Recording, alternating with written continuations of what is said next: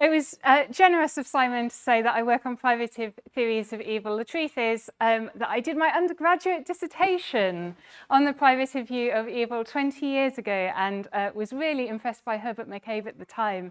And then came back to the topic over Christmas. We had a broken boiler. There was no heating. There was no hot water. And I decided, yes, evil is privative. And I sat there and I started writing and thinking about it again, and loved McCabe's writings on it again. So, is evil like a hole in a sock? I'm going to try and persuade you that it is. So let's start with the question, what is a privative view of evil? One thing about it is that privative is the same kind of word as deprivation, that kind of thing. It's an absence and not a presence. And McCabe has this great analogy for it, which is that it's like a hole in a sock. So he says, if I have a hole in my sock, the hole is not anything at all. It is just an absence of wool or cotton or whatever, but it is a perfectly real hole in my sock. Nothing in the wrong place can be just as real and just as important as something in the wrong place. Now there are, as I found out, lots of debates about the ontology of holes, but you'll be pleased to hear I'm not going to go in to talk about those. I think McCabe's point here, I think I've maybe written down a bit of the quote slightly wrong, but I think the main point here is that there are two senses of real. We use the word real in two ways. One is that it's not illusory, it has a real effect on the world. And the other is it's substantial, it's something rather than nothing, it has existence. And McCabe is saying that holes are real in the first sense, they're not illusory. We all know when we've got a hole in our sock that it's not illusory, especially if like our toe goes through and it sort of cuts our circulation and is slightly uncomfortable. It has a real life effect on the world. However, holes are not real in the second sense. So they are an absence of something. They're not a stuff. They are the lack of stuff. And McCabe, and I think I want to say that something is similarly true of evil. Now we might think in a way, okay, but surely there's a bit of a disanalogy here because a hole in a sock, well, you can see that a sock is made of real stuff, right? So it is substance. But in a way, you wouldn't expect something like evil to be a substance. It's not. Goodness, for example, is not a material stuff. So what kind of thing is being got at here? Well, I think the sense is that even if something is not physical matter, even if it's not something tangible, we can still talk about it as being substantial, as being something rather than nothing. So, for example, we wouldn't want to say that the colour red has some stuff that we can point to where we can say this is redness, but we would nevertheless want to say that that book over there is red and someone's jumper is red and so on. So what is being denied is that evil is a property in that kind of sense. Okay. Right, next slide. Now, a privation is an absence, but it's not any absence. So none of you here, I have noticed, have wings on your back. And so you might think, well, an evil is always an absence. I have an absence of wings, and therefore it's evil that I don't have a wing. I don't have wings. But privation is not any absence. It's an absence of a due good or an absence of an appropriate good. So if there's a kind of bird, and this kind of bird always has wings, and that particular bird doesn't have wings, then that's a privation. But the fact that Mark doesn't have wings is not a privation, because Mark is not supposed to have wings. He's not that kind of being. Now I'm going to take as an example, this is my dog's fox, toy fox, Fried-Swide Fox. And Fried-Swide Fox used to have stuffing in her, and she used to have a squeaker. But there's my dog Lola there. And Lola removed the squeaker and the stuffing from Fried-Swide. So having a squeaker and stuffing is an appropriate thing for Fried-Swide to have. That's how she was designed, what she was supposed to have. But sadly, there is now a privation of a squeaker, a privation of stuffing, and you would call that a privation. You would call that an evil. It's not a very bad evil, but it's still an evil. McCabe says in the following passage that good and evil are asymmetrical in this respect. So goodness is not like this. Goodness is not the privation of anything. Goodness is, as it were, is fullness, is overflowingness, is plenitude. McCabe says, now let us also notice that since badness is a defect, it is always parasitic on good. I mean by that you can't have badness unless there is at least some goodness, whereas you can have goodness without any badness. You could probably have a perfectly good washing machine with nothing wrong with it at all, were it not for built-in obsolescence and the capitalist modes of production. And this is a parenthetical point, but I think one thing that's so wonderful about McCabe is he keeps these political points, these kind of social points in his writing. So often people writing on this topic will, they'll be politically great in their personal lives, but when they come to write about this topic, they'll choose quite conservative examples. They'll talk about a good burglar, meaning that the burglar is a bad person. McCabe throughout, for example, always kind of finds ways of working his politics into his philosophy, and in so doing kind of doesn't default to these kind of very conservative ways of talking. But the key point here is that good and evil are asymmetrical metaphysically, and that's going to be theologically important. So why is a privative view of evil important? Now, I'm going to try and persuade you that it's really important, or at least if you're a member of an Abrahamic faith, and I think at least some of you are, then it's really, really significant. I think a privative view of evil is a response to a problem of evil, but it's not the response to the problem of evil that most of us are familiar with if we teach philosophy of religion or something like that, and we do the evidential problem of evil. So this very familiar problem of evil is, why would a good or powerful God allow there to be evil in the world? So it's almost as if it presupposes the possibility of evil or the existence of evil, and then God allows it to be in the world. That's kind of the usual problem of evil. And the problem of evil that the privative view of evil is a response to is, if God is good, and if God created everything that exists apart from God's self, then how can there be evil at all? So it's a more kind of, it's not a kind of moral question, why does God allow evil in the world? It's almost a more kind of metaphysical question than that. God's good, God created everything that is, so then you'd expect everything that is to be good, but it's not, there's evil. So how can that be possible?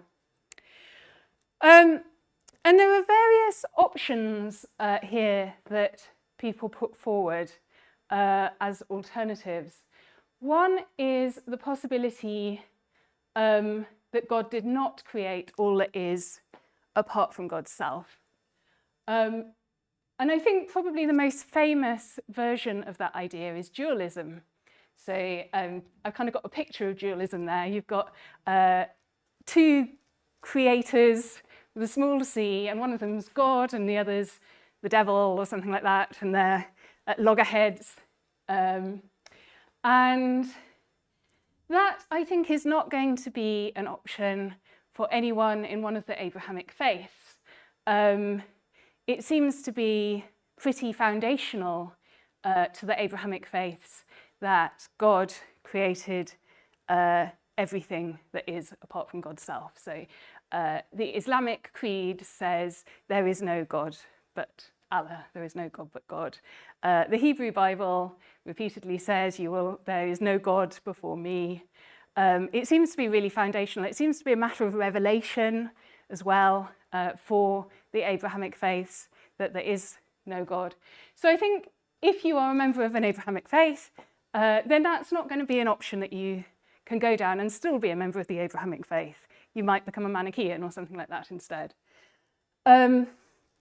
I think you would have to give up various things if you went down that route. So I think you'd have to give up the belief that all will in the end be well, for example. So I think for most people in Abrahamic faiths, that's going to be too much of a losing. You lose too much by doing that. Now, there might be other positions you could adopt where you deny that God created everything that is apart from God's self. So Peter van Inwagen seems to suggest something a little bit like this when he says that when the Creed says God created all that is seen and unseen, there are restricted quantifiers, and that God did not create necessarily existent abstract objects. And he's thinking of numbers. And as kind of evidence or support for this, he takes the claim that all things are possible with God. And he says, look, this has restricted quantifiers. It doesn't mean that God creates married bachelors or squared circles. It means something much more quantified than that. And he says that we should think of the Creed in the same way. He doesn't say evil is a necessarily existent abstract object. But if you really wanted to answer this problem of evil that I've put out there, and you don't like the privative view of evil, perhaps you could apply PVI's views and say, well, evil is a necessarily existent abstract object. But I don't think that's a very good idea. One reason is you'd have to be a Platonist, and who wants to be a Platonist? Another reason is he says, well, this is something that you get in the creeds. I don't think he provides a lot of evidence for that. And I'm not a historian, but I do teach a course on Augustine, and one of Augustine's arguments for God being eternal in the sense of outside time, timeless, is that he thinks that God must have created time because God created everything that is apart from God's self. So Augustine is kind of more contemporary to the writers of the Creed than we are. And he's already thinking that abstract objects such as time, and I think it would probably include numbers, were created by God. And so it seems to me intuitive that the writers of the Creed probably were thinking in terms of numbers, time, and so on, as being created by God, and not as necessarily existent abstract objects. So much for this sort of adaptation of PVI's view. Another option, instead of denying that God created all that is apart from God's self, you could instead deny that evil exists in both senses of the word real that I used. So you could deny not only that, let me go back, not only that it has real, that it is not something rather than nothing, but that it also is illusory. You could say it's illusory, it doesn't actually have a real effect on the world. And there are a few people who've tried to make that argument. So most famously, Spinoza, by virtue of being having a very kind of deterministic metaphysic, thinks, well, God is good and everything deterministically flows from God. And if everything deterministically flows from God, then everything is good. And even if things seem to be evil to us, they're not really evil. They're part of this beautiful kind of diverse plenitude of goodness. Mary Baker Eddy also has this idea that evil is illusory. She's different, I think, from Spinoza, because she doesn't want to say, at the end of the day, she doesn't want to say that everything, all evil is illusory, because she thinks there can still be the perception of evil in the human mind, and that itself is evil. And where human agency comes into things is that humans can change their perception and see the world as totally good and not as evil. So she doesn't quite carry it through to its logical conclusion in the same way that Spinoza does. But I don't think we should say that evil is illusory. It seems blatantly untrue that genocide is not an evil that is illusory. For example, and it's unethical to say that evil is illusory, because if we say that evil is illusory, then we lose our motivations to do something about injustice, to do something about poverty, to do something about war, and so on. Now, you might say, well, what kind of argument is that? That's just a pragmatic argument. I'm not interested in pragmatics, I'm interested in truth. I want a kind of eleatic or evidential argument. But I think, again, if you are a person in an Abrahamic faith, there are evidential arguments. And one of those is that in the scriptures, God is on the side of the poor, God is on the side of the oppressed, and God's people are called to be on the side of the poor and on the side of the oppressed. And by saying that evil is illusory and so undercutting the motivation to do anything about injustice, to do anything about poverty, we're falling foul of that particular revelation. So I think the idea that evil is illusory is unethical. That's a pragmatic argument, but for people within the Abrahamic faith through revelation, there's also an evidential argument to be made there.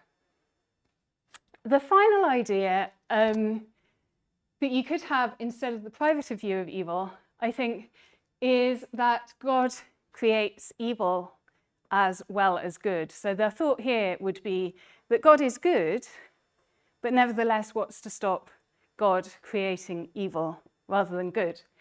A really interesting student on my Augustine module, who's a Muslim student, put forward this idea. And he argued that this was Al-Ghazali's view. So I'm going to read what Al-Ghazali says on this. I think there are lots of different ways you could interpret this. And we can come back to different ways of interpreting it later. But I'll offer one interpretation of it and say why I don't think it's a particularly good option. So Al-Ghazali says this: "It is that God does with regard to men what he wills, and it is not incumbent upon him to do whatever is good for them. It has already been stated that nothing is compulsory on God, but his dealings are not intelligible to men, because there is nobody to question him what he does, but men are subject to questions. The Mutazilites say that it is incumbent upon God to do whatever is salutary to men." So Al-Ghazali seems to be questioning the Mutazilites here and saying it's not incumbent upon God to do what is good for men, or to do what we commonly regard as good. Now, one way of interpreting what Al-Ghazali is getting at here is the thought that God is radically transcendent and is not subject to human conceptions of good. So I think maybe you get a similar thought in someone like, at least get the thought in someone like Kierkegaard, that God is above the moral law. And here I think the moral law would include human conceptions of good as well. So the thought is that God is not subject to the moral law and to human conceptions of good. You might think, I think actually this is the most overlooked option, but I think in a way it's the hardest. You might think, okay, but it's a problem because surely if we go down that route, then the language of God's goodness and the language of our goodness are so unrelated to each other that we lose the meaningfulness of the language of goodness when we talk about God. So obviously there is always this kind of puzzle. The language we use of God is analogical, but just how far away is it from the way we use language about humans? I think this argument is in the right ballpark, but I don't think it's quite there yet. And one reason I don't think it's quite there yet is that the language of goodness is what Peter Geach called always attributive. So when we talk about something as good, what it is to be good depends very much on what that particular thing is, and it's always good for someone or always good for something. So McCabe puts it a lot better when he says, you get good grapes, and good grapes can make good wine, but they're not going to make good deck chairs. So whatever we mean by language, whatever we mean by good is going to change on context by that. So that it seems that that argument is on slightly shaky ground there. But perhaps you could look at something that seems closely related to God's goodness, and that's God's love. And when we talk about God as loving, I think it's, while we mean different things by love, my love for cheese is very different from my love for my dog. Nevertheless, when we talk about love of persons, love for persons, whether it's the love that we have for our spouse, the love that we have for our child, the love that we have for our friends or our neighbour love, we always mean that the person who loves wills the good of the beloved. If they stop willing the good of the beloved, then say if they're a very controlling partner or something like that, or they're a kind of sadist, and they're in a kind of intense sadistic relationship, then we would want to say that's not real love. There's something pathological going on. There's something wrong with that picture, and it's not genuine love. So in the case of God, if we want to say that God is loving, then we want to say that God always, when we say God loves persons, we want to say that God, in fact, does ultimately act well towards humans, kind of contra Al-Ghazali. And so I think ultimately we want to reject the idea that God creates evil as well as good. And we want to kind of say there's some commonality between our language of love and in the case of humans and in the case of God. So that's why I think basically a privative view of evil is the only option, the only credible option for Abrahamic theists. I don't think any of those other options are feasible or good options, and I don't think there are any other significant options that present themselves apart from a privative view of evil. So, if we're Abrahamic theists, I think we better hope at this point that we can make the privative view of evil work, because otherwise we're in slightly hot water. The privative view of evil fits some examples of evil very, very easily. So Augustine has this example about a dog with a poorly foot. I don't think it is a dog, maybe I read dog into it. I seem to have a lot of dogs in this talk. What is anything we call evil except the privation of good? In animal bodies, for instance, sickness and wounds are nothing but the privation of health. When a cure is effected, the evils which were present, i.e. the sickness and the wounds, do not retreat and go elsewhere. Rather, they simply do not exist anymore. For such evil is not a substance. The wound or the disease is a defect of the bodily substance, which as a substance is good. Evil then is an accident, i.e. a privation of that good, which is called health. So here is a dog with a poorly paw. When the dog's poorly paw gets better, the poorliness doesn't go on to something else. And Augustine takes this as an example and to some extent as evidence of a privative view of evil. And we can undoubtedly think of other examples of evil that fit a privative view. So poverty is very clearly the absence of, if not wealth, then at least kind of due, bread, food, housing, stability, that kind of thing. Material goods that are necessary for life. But the privationists' argument is not that some evil is privative, it's that all evil is privative.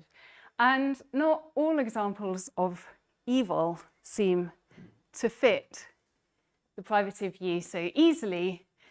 I think there are two problem cases in particular. And I'm going to focus on one of them, though I think I could have focused on either and given the same talk, come up with the same possible solution here. So the example I'm going to look at is the example of pain, bodily pain, acute bodily pain. And a number of people make this point that the phenomenology of pain is a positive experience in the sense that it seems to be, obviously it's negatively valenced, but in the sense that it does not seem to be a pure absence by any means. If we're in agonizing pain, it does not seem to be the absence of something, it seems to be the presence of something, and something extremely unpleasant. So Crosby says, take the piercing pain of a patient suffering from bone cancer. It is practically impossible to interpret such pain as a mere lack of feeling of wellness that a healthy person should have. The pain is obviously something more than any such lack. It is something in its own right. The pain seems clearly to be the contrary of the feeling of wellness and not just the lack of it. Todd Calder says pain is not simply the absence of feeling or best characterized as an absence of health or pleasure. It is a positively bad sensation or feeling. And Stanley Kane says it is clearly inadequate to describe a limb aching with pain as suffering merely a privation of good health or normal feeling. When pain occurs in the body, there is something new and different in a person's experience, which is not present when the body has simply lost feeling. So I'm going to call this the phenomenological objection from pain. Phenomenological just because it's about the sheer experience of pain. And I think it's the most significant argument against a privative view of evil. It's often described as such. It's one that's been discussed as early as Suarez. Probably the only other contender for a really significant argument against the privative view of evil is moral evil, such as, say, sadisticness or something like that. And again, there's this sense that, well, this doesn't seem like the absence of something. This seems like a demonic force. This seems like the presence of something that wasn't there previously, not just the absence of kindness or something like that. So So the subjective experience of pain is a positive experience. It's not simply the absence of something. But we usually regard the subjective experience of pain as an evil. Therefore, there seems to be an inconsistency between a theory about evil and about its reality. Now, most responses to this problem are multi-pronged. They're disjunctive. There seem to be often people would choose a collection of different responses to kind of bolster each other up. I'm only going to look at one response today, and one of the things I'm interested in is whether it's sufficient on its own or whether it needs bolstering up, as well as kind of this question of whether it works at all, whether it's persuasive at all. If it does work, I think it works for this problem relating to moral evil, sadisticness, for example, as well as the problem relating to the experience of pain. And it's a McCabean argument about a washing machine. McCabe says, now notice that whenever we say something is bad, we are saying that it doesn't come up to expectations. We are saying, in fact, something negative about it. A bad washing machine is one that won't wash the clothes properly. If someone says his washing machine is a bad one, you don't yet know whether it tears the clothes into strips or soaks them in oily water or just doesn't move at all when you switch it on, or electrocutes the children when they want to go near it. It can be bad for an indefinite number of reasons, so long as the one negative thing is true, that it doesn't come up to expectations for a washing machine. So again, we've got this strongly teleological thing. Fried Swide was supposed to have a squeaker and stuffing in her. It's a privation because she doesn't, but that's a lack. On the other hand, McCabe is saying badness is a negative thing. This washing machine doesn't come up to expectations. But, he says, please notice carefully that this does not mean that a bad washing machine always has to have a part missing. It is not negative in that sense. A washing machine may be bad not only because it has too little, as when there is no driving belt on the spin dryer, but also because it has too much, as when someone has filled the interior with glue.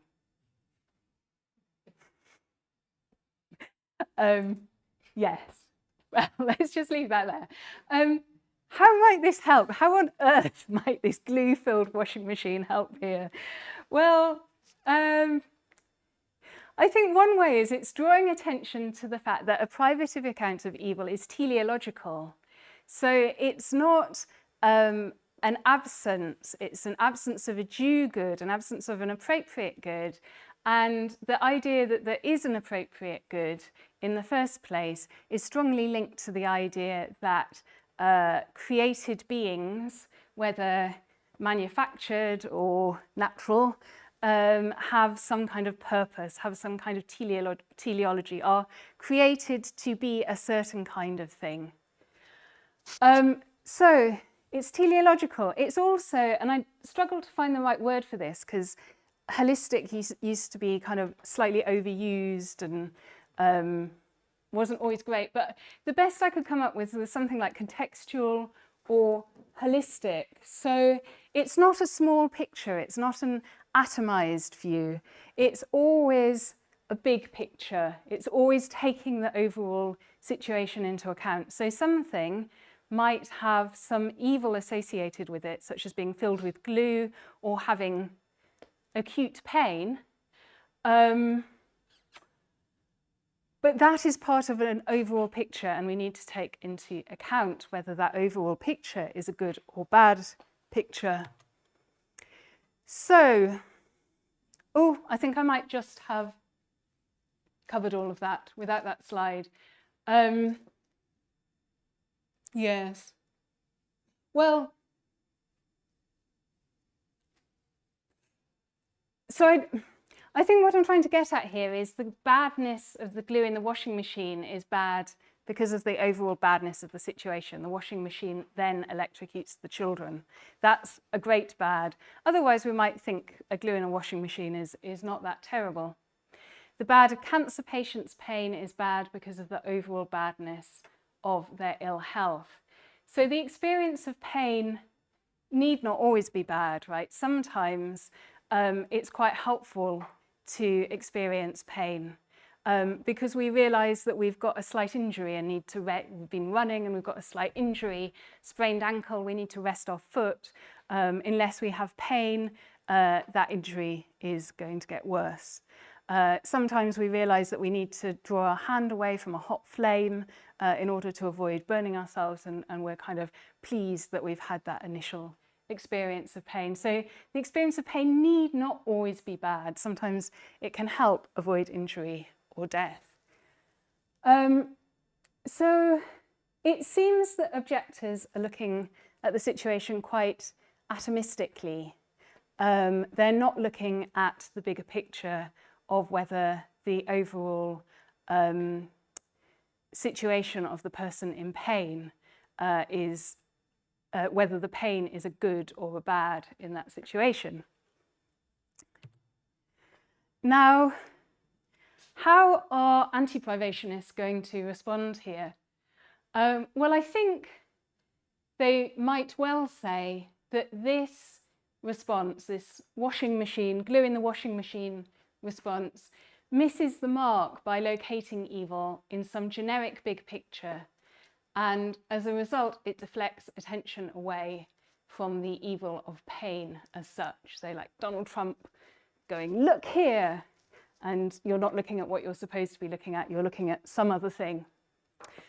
Stanley Kane says, at least in part, and certainly a major part, the reason for considering pain evil, as opposed to the conditions in the body or elsewhere that produce pain, is precisely that it is painful. So he's saying, stop looking away from the pain itself, look back at the pain itself. Now that is wherein the evil lies, and if a privative view can't account for the pain of that evil, even if it's in this bigger context, then it fails. For example, you might think, when you think about the case of the bone cancer patient, our focus shifts from seeing the evil of the feelings of pain they experience to a more general overview of their condition. And then we go, okay, well, this person, there's a privation of health with this person, and that's wherein the evil lies. Or maybe in the case of something like childbirth, we might think, well, the overall context is a good one, and the pain is just one aspect of that overall picture. And the anti-privationist is saying, no, look here, look at this, precisely this pain in and of itself, that's where the evil is. And I think there's a significant ethical concern here. That the view shifts from a first-person perspective to a third-person perspective. It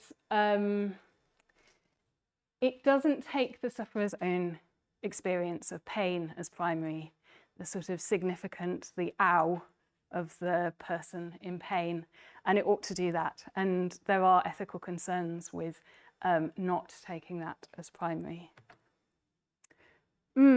So how might a privationist respond? Because that's pretty convincing in some ways.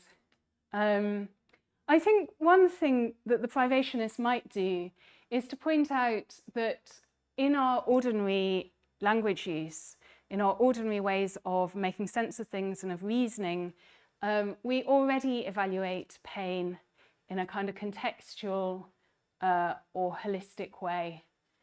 So there seems to be some good evidence to suggest that our pain is more likely to involve more in the way of suffering. By this I mean we're not only likely to feel ow, but we're likely to mind the feeling of ow if we understand the pain to be symptomatic of a terminal illness, rather than if we understand it to be temporary or even therapeutic. So pain and suffering can come apart, and we're more likely to experience more suffering if we evaluate the overall situation in which our pain takes place as bad. And that's true from first-person accounts. That's true if we understand our own pain to be permanent. It's more likely to be accompanied with more suffering. An example I think McCabe would approve of is that we are less likely to mind a hangover if we evaluate the previous night as worth it. If it was a bit of a rubbishy thing, then we might think, why did I just keep on drinking? And now my Saturday's been written off as well, and I can't do all of the things that I wanted to do today. But at least sometimes. I stayed with old friends last night, so I think this is relevant to the situation today. At least sometimes we think, but that was worth it. That was good, drinking that much wine and catching up. And you mind the hangover less. So there's less suffering, even if the pain is the same.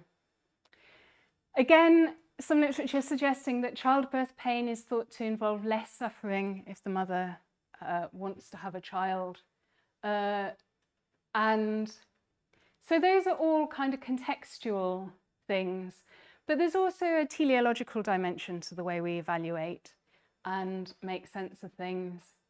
So, for example, my hangover today, which occurred in the context of the previous evening having been worth it, also feels better because I regard socializing with friends as part of a well-lived life. If I'd maybe been brought up in a more puritanical tradition and I kind of thought drinking is always sinful and I should feel guilty about it, then perhaps I wouldn't feel that, so perhaps I would suffer more as a result. A mother might want the child, or she might not want the child, but if she believes at some level in the intrinsic value of life, the niceness of babies or something like that, then that's more likely, that's a kind of teleological aspect that will make a difference to her evaluation of her pain. And I think what I'm getting at here is that we don't really need to depart from our everyday way of evaluating things just because we're doing metaphysics. So there can be a tendency of analytic philosophers in particular, perhaps, of which I'm one, to become very atomistic and to drill down to the smallest bit. And what I'm saying here is, well, that's not how we tend to evaluate things in everyday life. So this kind of holistic and teleological way of evaluating pain, of evaluating evils, might in fact be the most natural way of doing so. So, my conclusion is, I think that a compelling case can be made for evil being like a hole in the sock. That is, for a privative view of evil. And I just want to thank White Fox and Lola the dog for disemboweling her. Thank you very much.